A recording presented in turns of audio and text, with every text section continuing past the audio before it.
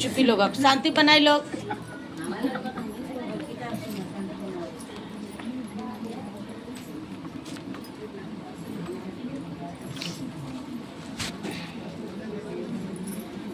स्वभावगत विशेषताओं के साथ नृत्य के अपूर्ण क्षमता के कारण छात्रों के बीच अपनी स्पष्ट पहचान बनाने में सफल हो गए। महाविद्यालय की व्यवस्था त्रुटियों के विरोध, कक्षाओं का बहिष्कार, प्रचार के खिलाफ नारेबाजी पाई इनके नेतृत्व में चला करती थी। इसी बीच कॉलेज परिसर ने एक दिन क्लास का बहिष्कार करते हुए छात्र ने प्रांगण में शोर शराबा फैला रखा था। स्थिति पर नियंत्रण रखने के लिए विशेषकाल शिवबालक राय ने प्रोफेसर मंडल को वहां भेजा। इस घटना को याद कर आलोचना मंडल सर ने पूछा, यहाँ अपने से पूर्व आपने कौन कौन सी सिद्धियां सीखी है? हरिंद्रनाथ ने हंसते हुए बात टाल दिए और पूछा, आपने हर ताल के दिन भी मुझसे यही सवाल किया था और आज की क्या जानना चाहते हैं आप? रामेश्वर मंडल जी ने कहा, प्रिंसिपल साहब ने जब मुझसे हरबरातल तूफान के लिए भेजवाया तब मैंने सोचा कि अपनी मानसिक शक्ति से आपको रोक दूं, लेकिन असफल रहा। तभी मुझे आभास हो गया था कि ये जो दिख रहा है वहाँ है नहीं, और देखिए मैं जो देखना चाह रहा था वह अब मेरे सामने है। यानी कि साहब श्री से मंडल भैया कहनी, आप कौन कौन सिद्धियाँ सीख ले बानी? रउआ कौन कौन सिद्धि सीख ले बानी? साहब श्री कहनी कि हम क्लास में बैठल बानी, जौन पढ़म तौने नु मास्टर पढ़ई हम। काहे से कि आज हमनी के स्कूल में बैठल बनी सके करा गुरु शिव के जवना मन से पढ़ल जाई, जवना भाव से पढ़ल जाई, वही भाव से नु हमनी के गुरु शिव पढ़ाएम दीदी। आज हमनी के पढ़े के मानसिकता में रहल जाई तबे नु गुरु शिव पढ़ाएम। हमनी के आज चर्चा में बैठल बानी सन, गुरु के स्कूल में बैठल बानी सन, लेकिन मन बाकी थोड़ा खेत के काम कर लेती, थोड़ा घर दुआर के काम कर लेती। अरे दीदी सब दिना तो अपना घरे के काम करते से एक महीना में हमनी के हर 2 तारीख के एक हाथी राखल बा कि हमनी के मन में जे शिव सुतल बानी वो शिव के जागृत करे खातिर। तो रउआ सबन समझम बुझम तो बहुत अच्छा रही। इतना अवश्य समझ गया कि आप विशिष्ट शक्तियाँ धरती करते हैं। मैं बस समय का इंतजार कर रहा था ताकि मित्रता का प्रस्ताव रख सकूं। सब देखिए हमारे संबंध कितने प्रगढ़ हो गए हैं, ठहाके की गूंज से पूरा।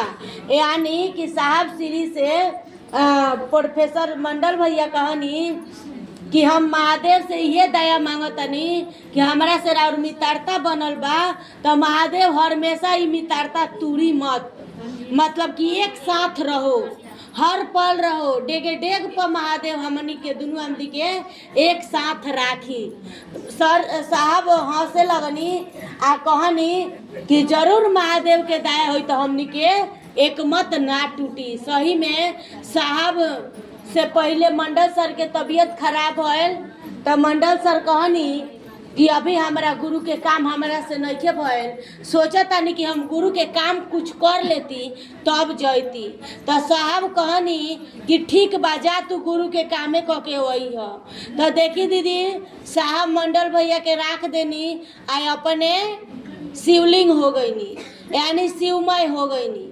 आ साहब जौन कहले रहनी मंडल भैया के कि जितना दिन तू गुरु के काम क के अइब, ठीक उतने दिन मंडल सर गुरु के काम कईनी। आ जब गुरु के काम ऊपरा से हो गए, ठीक जौना डेट के आ जौना दिन पर कहले रहनी, ठीक वही दिन पर मंडल सर शिवलिंग हो गईनी, साहब के साथ वो भी हो गईनी।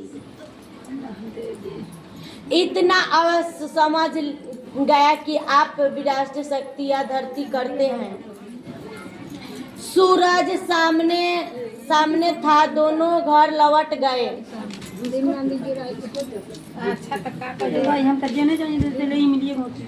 साहबगंज की सीमा बंगाल से मिलती है, इसीलिए बंगाल भाषा और संस्कृत की स्पष्ट छाप दृष्टिगोचर हो जाती है।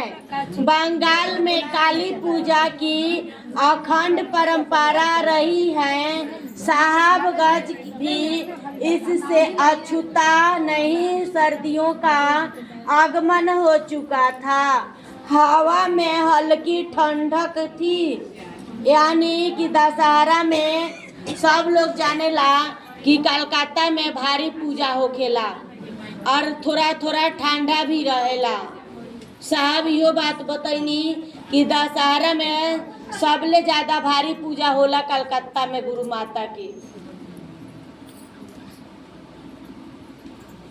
आज साल का महत्वपूर्ण पर्व है दीपावली। दीपों की अलौवी के साथ खुशियाँ की माला लिए यह त्योहार आज भी उतना भी प्रासंगिक है कि जितना कल था। परलौकिक ग्रंथों से भरा है इतिहास, लेकिन अहंकार को दूर, यानी कि जब से हमनी के शिव भगवान के गुरु बनैले बानी सन, तो धीरे धीरे मन में के अहंकार और घमंड थोड़ हो सकता गुरु के दया से। पहले मन में अहंकार रहे, घमंड रहे कि फल्ला दीदी हमरा से नहीं बोला तो हम काहे बोले, लेकिन आज बा कि ना, ऊ भले नहीं बोलत, हमरा बोले के बा, काहे से हम शिव के गुरु बनैले बानी, तो अपना शिव के नाम डूबे ना देम, उगा के रहे। देखले बानी लोग निमन बाल बच्चा रहेला, उ समझदार रहेला तो कहला हम अपना मम्मी पापा के नाम रोशन करें, यानी कि उनका नाम के डूबे ना दें। हर हालत में जगह साहब श्री अपना मम्मी पापा के नाम रोशन कैनी कि ना। बड़ी शिकायत साहब श्री के बारे में गुरु भाई गुरु बहन जाके कहीं लोग वहाँ के पिताश्री से, लेकिन साहब श्री के पिताश्री से कोई कहला कि तार बेटवा पागल हो गइल बा। साहब श्री जब आनी तो वहाँ के पिताश्री कहनी, का हो तू पागल हो गइल बारा, हमरा के सब लोग कहता। तो कहनी साहब श्री की बताई कि कोई मेहरारू खाती पागल होला, कोई बेटी खाती पागल होला, कोई बेटा खाती पागल होला, आ हम महादेव खाती पागल भइल बानी तो कौन गलती कर देले बानी। साहब एकदम वहाँ के पिताश्री एकदम चुप सन्नाटा लगा ले। कहनी कि बाप रे, वैसन तो बात आज तक ले हम ना सुनले रहनी।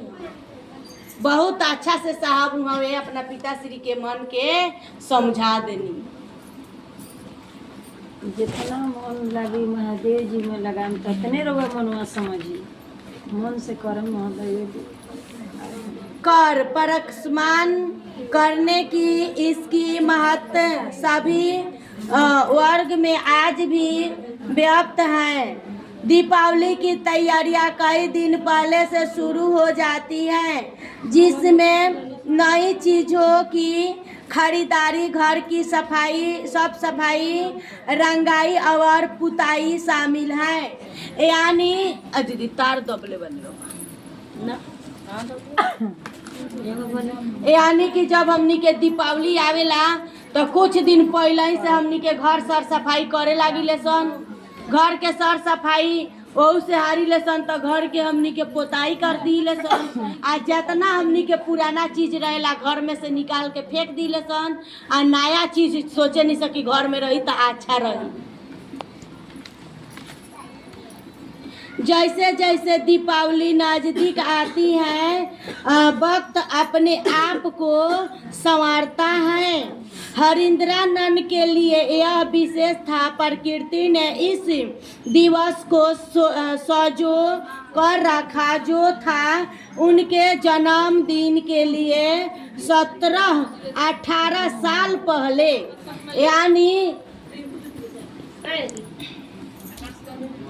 यानी कि साहब श्री के जन्म 31 अक्टूबर के भइल बा।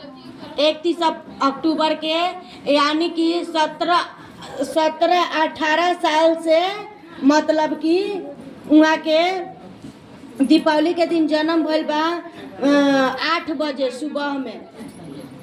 हाय हरिंद्रानंद के लिए यह विशेष था। प्रकृति ने इस दिवस को साजो कर रखा था जो था उनके जन्मदिन के लिए 17-18 साल पहले।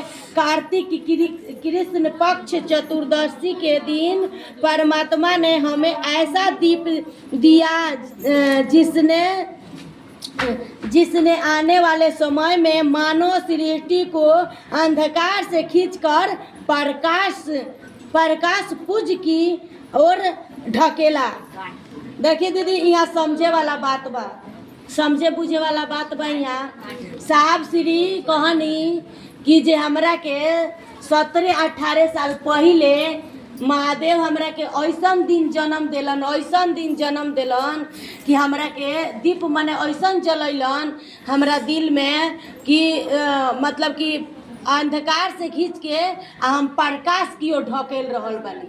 आज हमनी के गुरु भाई गुरु बहिन मानी कि अंधकार से हमनी के प्रकाश की ओर जा रहल बानी। जितना भी गुरु भाई गुरु बहन गुरु के काम करतानी लोग माने कि वो अंधकार से निकल के आ प्रकाश की ओर जा रहल बानी सन। हमनी के अगला अपन रास्ता देख रहल बानी सन कि हमनी के आवे वाला समय में कोनो ऐसा दिक्कत ना आवे। आने वाले समय में मानव सृष्टि के अंधकार से खींचकर प्रकाश पुंज की ओर ढकेला। देखिए रोशनी का यह त्योहार आज हमारे मन को प्रकृति किए हुए है। सूरज आकाश के माथे पर चमक रहा था। रात्रि पुरुषों का झुंड गंगा स्नान के लिए जा रहा था। सुबह की स्वच्छ हवा के साथ किरणों झकोरे से अंदर आ रही थी। अलसाई नजरों से घड़ी देखा तो सुबह के 8 बज रहे थे। नीचे से माँ की आवाज आई, उठो जल्दी मंदिर जाना है। यानी कि साहब श्री के 8 बजे जन्म भइल बा। 31 अक्टूबर के वहाँ के 8 बजे जब जन्म भइल बा, जब साहब हो समझ ले बानी तो साहब श्री के माता श्री कहनी उठो जल्दी मंदिर जाना है पूजा करने। साहब श्री के सूरज आकाश के माथे पर चमक रहा था। रात्रि पुरुषों का झुंड गंगा। आज जन्मदिन है, यानी कि हमनी के जन 31 अक्टूबर के साहब के जन्मदिन दीपावली के दिन हमनी के जन्मदिन मनावे नी सनु जानी सधावा बोला चर्चा करी ले स एक दूसरे के गुरु भाई गुरु बहन के जोड़े के प्रयास करी ले स शीश बना के अपना साहब श्री के जन्मदिन पर हमनी के गिफ्ट में दी ले सन। और से हारी ले स अच्छा खाना भी बनाई ले सन। खीर पूरी भल चाहे साहब के तो आम बहुत प्रिय है, साहब के जिलेबी भी प्रिय है, साहब के चाय भी प्रिय है, साहब के पानो भी प्रिय है। तो हमनी के जौन भी महादेव के दया से जुड़ गल मिल गल उहे हमनी के दे के साहब श्री के खुश कर देवे के बाद। आज जन्मदिन है, इस खास मौके पर माँ इन्हें ने मंदिर जाना नहीं भूलती घर में जाने कब से चले आ रहे अनुष्ठानिक लोकाचार के नियमों को तो हरिंदर बचपन से नहीं मानते थे। इसके लिए माँ अगर झुलझुलाती या डपटती तो थोड़ा ना नाकुर करने के बाद और बाबूजी के दबाव के कारण भी तैयार हो जाते थे। यानी साहब श्री शुरू से मंदिर जाना नहीं चाहते थे। साहब श्री के माता श्री डांट रही थी, बाबूजी के दबाव में वो मंदिर जाने का प्रयास करते हैं, लेकिन उनका बिल्कुल मन नहीं था कि हम मंदिर में पूजा जाके कर लें। बचपने से साहब का आदत था, वो मंदिर नहीं जाने चाहते थे, लेकिन उन्हीं का माँ के चलते और पिताश्री के चलते वो मंदिर चल जाते थे। माँ के साथ काली मंदिर गए, वहाँ अष्टभुजी काली की प्रतिमा का सौमुखी हरिंदर के हाथ अपने संस्कार गत प्रभाव के कारण सत्वे ही जुड़ गए, परंतु मन नहीं। बगल में ममोत की देवी स्वयं के लिए अष्टभुजी देवी से कुछ मांग नहीं पाई, लेकिन बेटा के लिए दुआ निकल रही थी। हे देवी, मेरा बेटा पढ़ाई में मन लगा सके, अपने परिवार में रहे और जीवन को खुलकर जिए। यानी दीदी माँ साहब श्री के माता श्री राधिका देवी मैया मतलब कि पूजा कर रही थी साहब श्री को मंदिर में ले जाकर, तो वो माँ से क्या मांगी? वो माँ से यही मांगी कि हे देवी मैया, जो हमारे साथ में हमारे बेटा है उनका ऐसा आशीर्वाद दीजिए कि वो पढ़ने में मन लगाई और ये परिवार में मिलता जुलता रही, एक मत होके रही। वो देवी माँ से यही आराधना प्रार्थना कर रही थी राधिका मैया।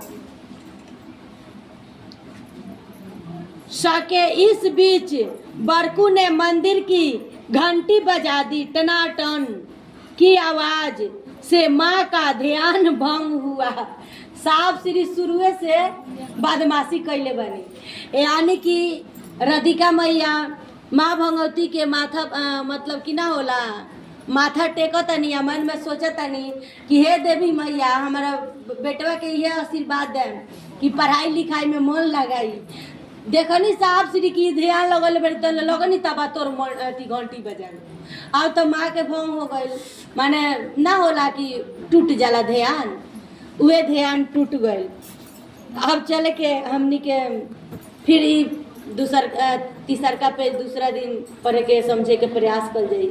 बहुत अच्छा रही, काहे से साहब बचपने से बहुत खच रही कैले बने, बहुत।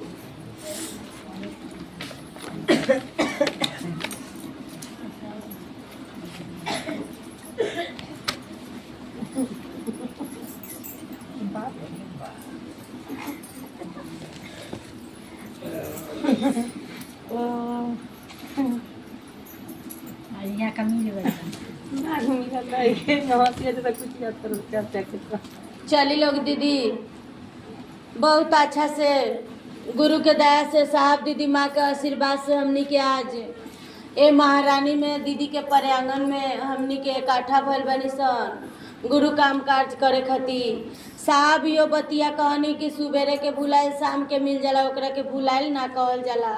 हमनी के पता ना रहे तब तक हमनी के गुरु काम कार्य ना करनी सन, आ चाहे हमनी के साहब श्री के बतावला रास्ता पर ना चलनी सन। आज पता हो गल कि गुरु शिव हई, हमनी के हर हालत में 3 गो काम करे के बा तो करे के बा। दीदी ऐसन बात नहीं है कि रउरा घर परिवार बाल बच्चा छोड़ के रउरा चल जाई ना दीदी। साहब कहनी खुद के काम करते हुए खुदा के काम करना है, अपना काम करते हुए गुरु शिव के काम करना है। यानी कि गुरु से दया मांग के हमनी के जौन चाही सतौन हो सकता। आज हम तैयार हो गए रनिया आवे के, लेकिन ऐसा एगो समस्या आ गई दीदी कि लागल कि अब बुझाता कि हम लेट से जाम का दूँ। फिर सोचनी है मन में कि गुरु बहन लोग के चला दिले बनी, ना जाम तो ठीक ना कहाई। देखी दीदी महादेव के दया से जहाँ 2 घंटे के काम रहल तहाँ मिनटों सेकेंड ना लागल हो, फटाफट काम करवा के गुरु के दया से चली नहीं हो। जहिया हमने सोच लिया कि हम गुरु के काम करम तो करें, तो हमरा रौरा काम खातिर चिंता महादेव के बा। हम रौरा सोच लेम कि हम हर हालत में गुरु के काम में जाएम तो हमरो रौर कामुआ हो जाए या गुरुओं के कामुआ हो जाए, बुझेबो ना करे। मन में चाहत रखल जाए तब एगो मन में चाहत दीदी बड़का भारी बात हटे नु दीदी। मन में चाहत रखल जाए कि आज गुरु शिव के हर हालत में काम करम तो करम, हम जाम तो जाए, तो सही बात बा कि रौरो काम हो जाए गुरुओं के काम हो जाए। ऐसा हमनी के जोरे कितना कितना अनुभूति मिलेला। तो देखी लोग दीदी कैसे कि साहब 14 साल शमशान में रहनी, 14 साल अपन जीवन बिता देनी, लेकिन शमशान में रहनी तो कुछ ना मिला। लेकिन साहब गंगी श्मशान में बैठल रहनी तो साहब के याद आयल, बच्चा रहनी साहब, तो वहाँ के मलकिनी कहत रहनी, वहाँ के माता श्री, वहाँ के पिताश्री से कहत रहनी कि ये मलकिनी ना जानतनी भगवान के नु शिव कहल जाला। वहाँ के माँ कहले रहनी कि भगवान के शिव कहल जाला। साहब कंझटा सुनले रहनी, लेकिन गंगा श्मशान में बैठल रहनी तो साहब के याद आयल कि हमार माई पापा से कहत रहली, बाबूजी से, कि भगवान के शिव कहल जाला, तो शिव गुरु क्यों नहीं? यानी कि जब भगवान शिव हवन तो भगवान गुरु क्यों नहीं? यानी कि वो गुरु तो हो सकता रह। वही बेरा उ मन में साहब श्री ठान लेनी कि हर हालत में